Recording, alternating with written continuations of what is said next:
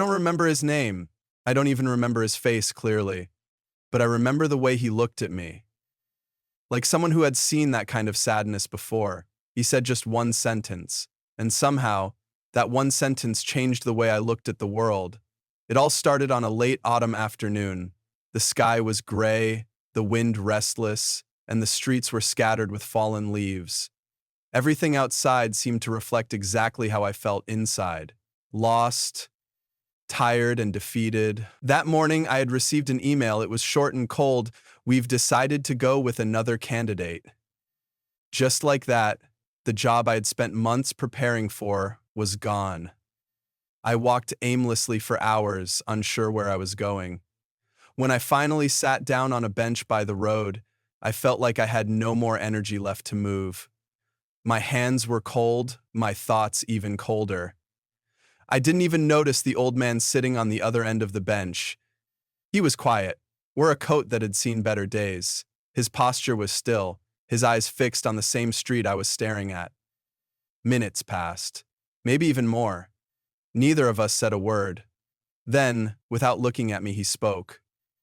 "You look like someone who's lost something," he said softly. I didn't reply.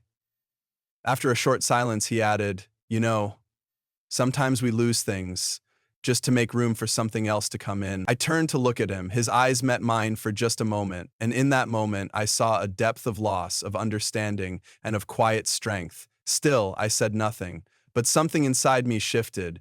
He didn't say anything more. He stood up, nodded politely, and walked away, slowly, like a shadow fading into the wind. I never saw him again.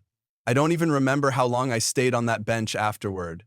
But from that day on, those words never left me. At first, I didn't believe them. I still mourned what I had lost, my dream job, my confidence, my sense of direction.